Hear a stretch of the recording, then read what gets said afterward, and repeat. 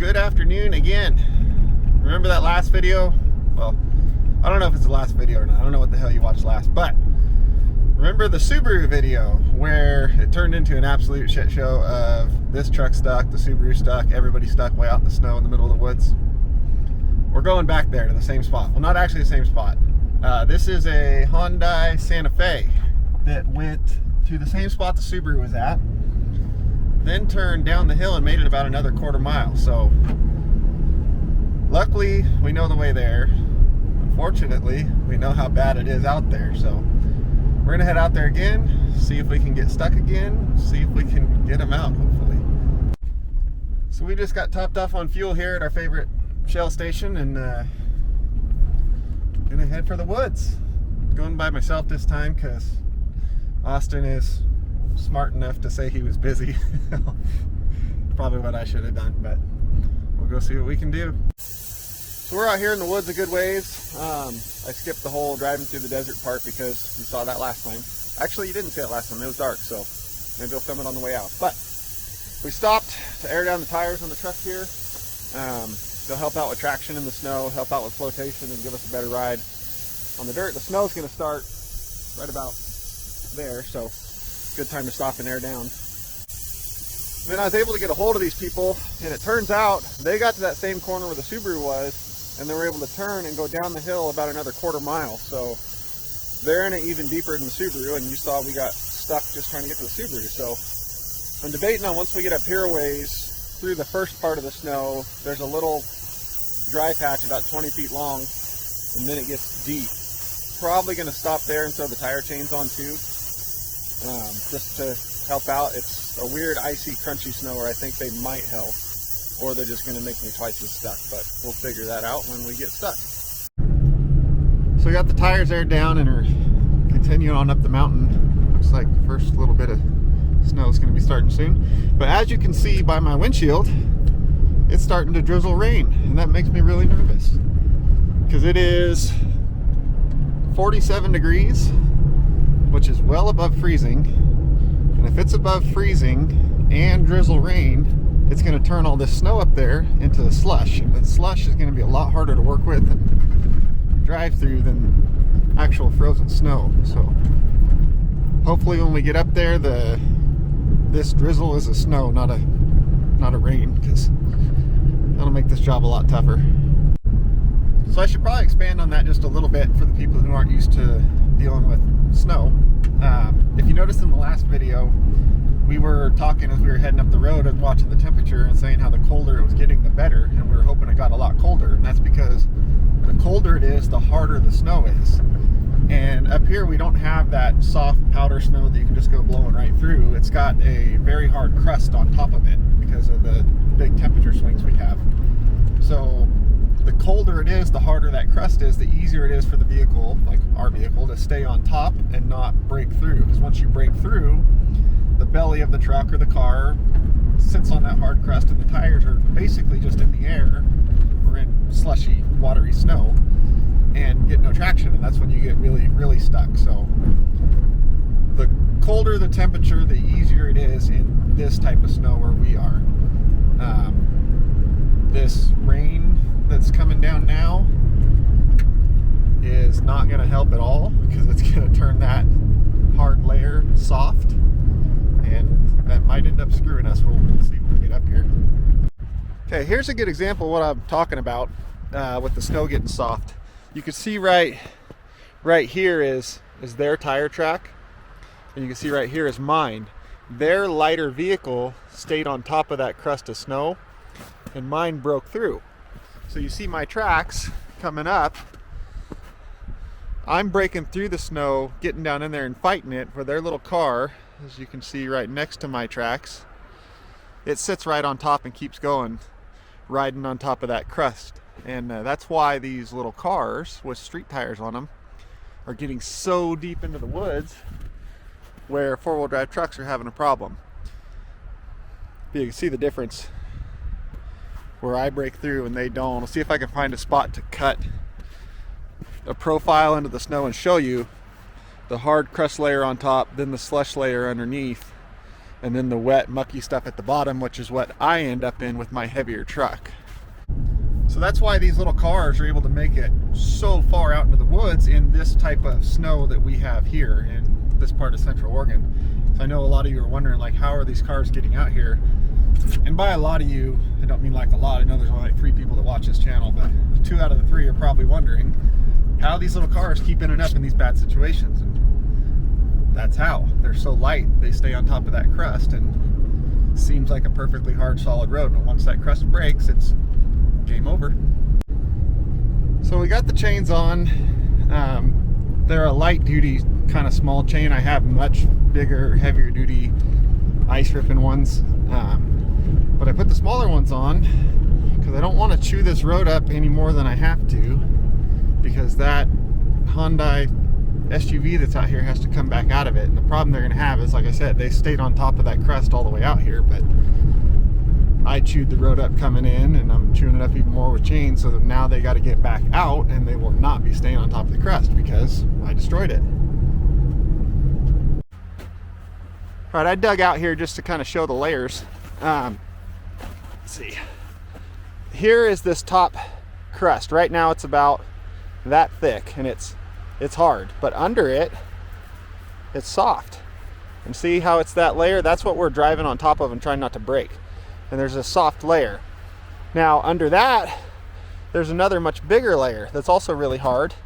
And under that, it's just soft slush. Then it goes again, and then right here is like a hard ice pan that I could barely dig through with the shovel. So I chopped like crazy over here to get down to good dirt. And you can see it's probably 2.5 feet down, and we're still not even down to the actual gravel of the road. So you can see the layers that started to melt and thaw and then refroze into a crust and protected the soft and powdery layers in between. So what happens is, as you drive, you break through that crust, and then the frame and the bottom of your vehicle sit on the crust and do not break through, but your tires don't hit anything solid at the bottom to drive on and give you traction. So your tires might as well just be in the air spinning, doing nothing. So this is why we have such trouble out here, and you get a lot of people saying, oh, I drive my bone stock moped through 8 feet of snow, no problem, blah, blah, blah, no chains, whatever. Come out here to this stuff and bring your moped. Okay, we're back here to the same spot as the Subaru was,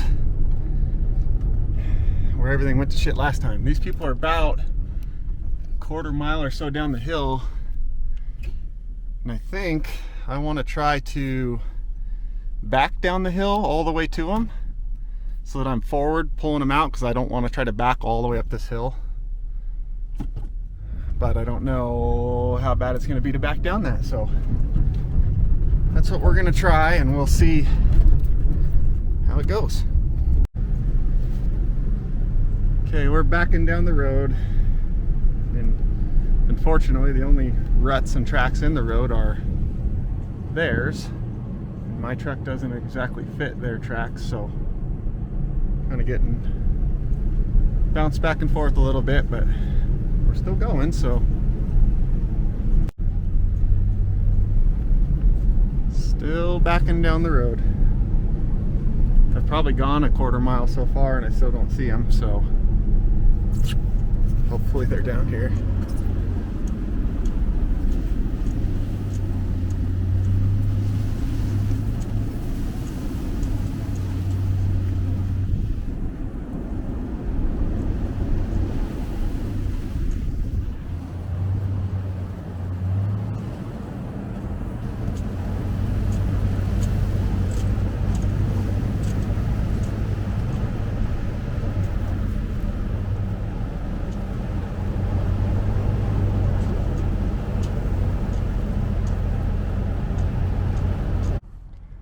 Okay, so we are stuck. I was able to just see them in the mirror, and then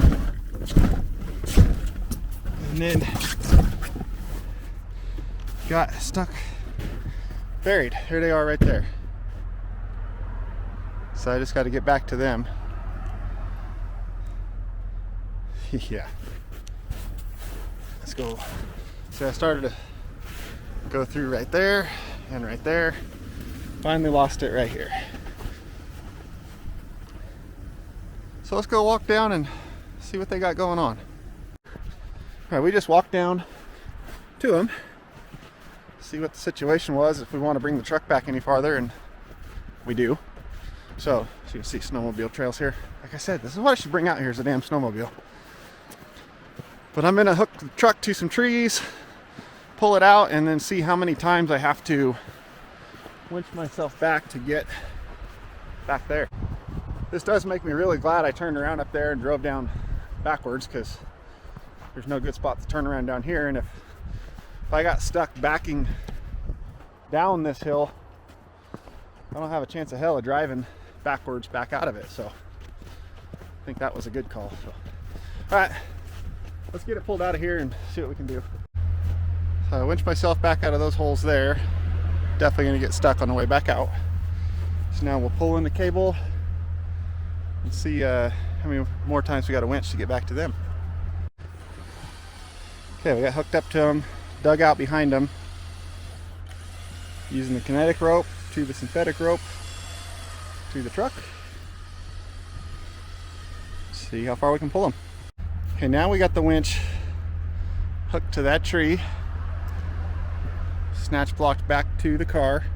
I'm gonna try to get their back end over here so we can spin them around and go out forward.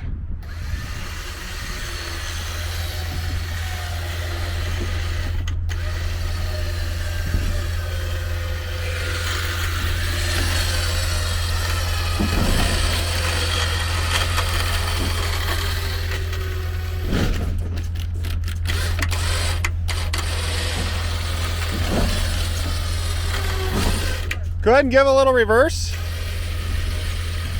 There you go. Give a little more. A little more. Perfect. A little more. Not too much there. All right, let off. We just needed enough to break the tires free. That was perfect.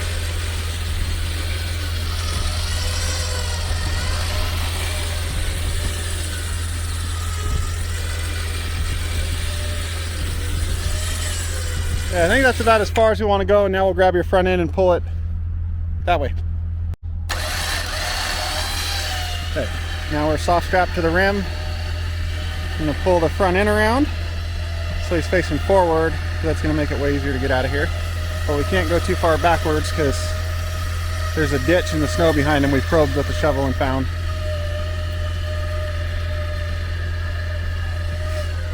All right, so turn all the way to the driver's side.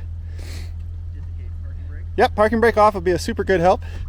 And then see if you can come forward up into these tracks. Keep going, go, go, go. A little more. You got it.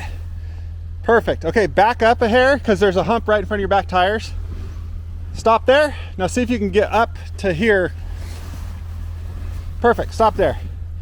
Now you're on top of the hump, so when you go to take off, it's a little bit of downhill boost. So I'll go forward a ways. We'll see how far you can make it on your own. There's those big holes up there where I got stuck. You're almost for sure gonna get stuck, and we'll see what we get. All right, so I'm gonna drive out and see how far. Oh, they're stuck already. Come on. All right, good job. Good driving. He bumped his way out of there. So I'm gonna get going and see. I got these big holes right here that I got for sure stuck in, so I'm going to try to get to the other side because, oh, they're almost for sure going to get stuck.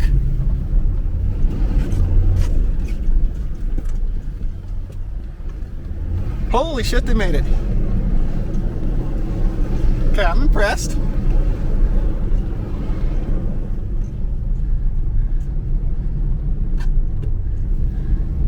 That was super impressive.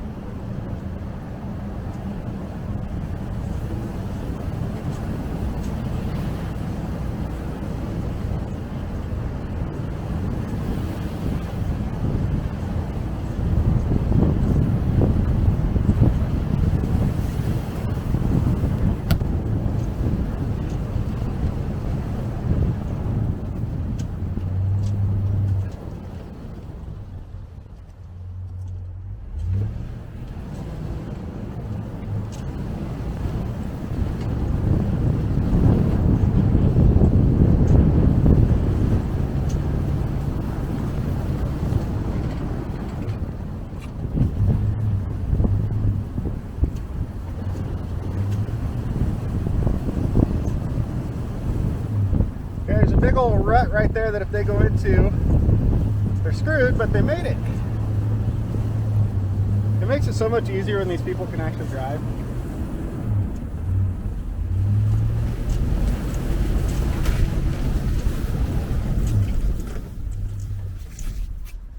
Come on. You can do it.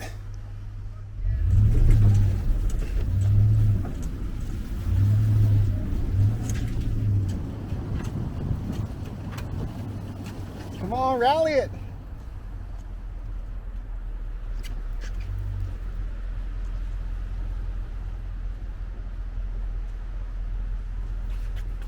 Nice job. That was some good driving. I'm impressed. Okay, this is the section we had to winch and pull the Subaru, and I'm actually driving through. So are they.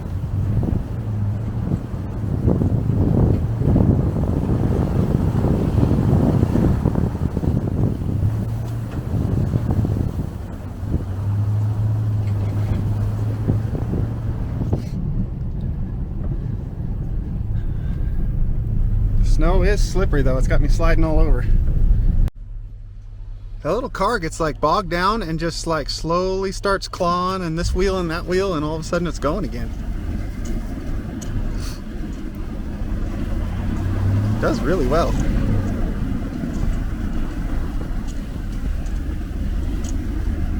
Like I said, it's going to be a lot harder for them coming out because I chewed the ground all up after they chewed the ground up, some going in too, so it's gonna be a much bigger fight, and it's uphill going out and it was downhill going in, so it kind of got that going against us too.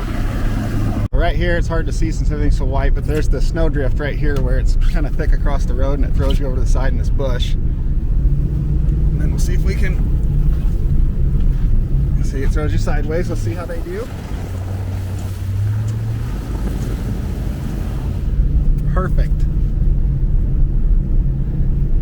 So right next to us here in the trees, it's kind of hard to see through all the trees and with the snow, but that's a big old huge lava flow. There you can see some wood in there. But it's a big old huge lava flow that comes through the woods, and this road skirts along the edge of it. There we go. It's called the lava cast forest because there's lava and there's a forest growing out of it. Kind of self-explanatory.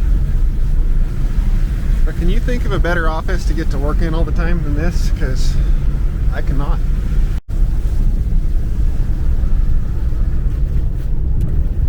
So we're getting back down to lower elevation where it's warming up back up to 37. And you can see the water running down and how it's all melted on top. This is going to freeze tonight. Like all this, it's a lot of water. All this water is going to freeze tonight and it will be like skating rink ice out here. So definitely, after today being so warm, definitely good to get out of here before it gets back below freezing. Okay, I'm gonna stop here and pull all my chains off and let them go ahead because they're just fine from here and I don't want to run my chains anymore. And off they go, happy as can be. He did a hell of a job driving out of there. I thought for sure he'd be stuck again. Yeah, that went way better than I thought. He did great driving out of there. He picked all the right lines. There were a few spots I thought he was stuck for sure, and he worked his way through it. Only stuck the one time.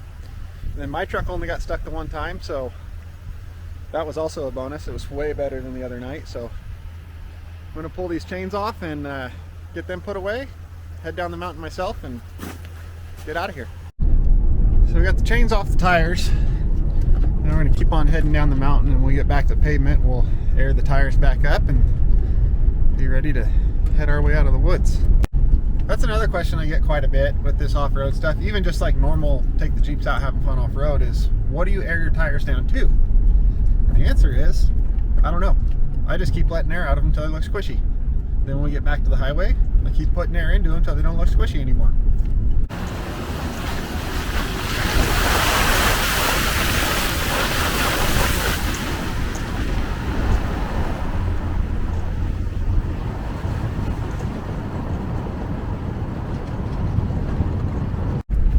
But really, the proper pressure to air your tires down to is low enough that they get traction and high enough that they don't come off the bead.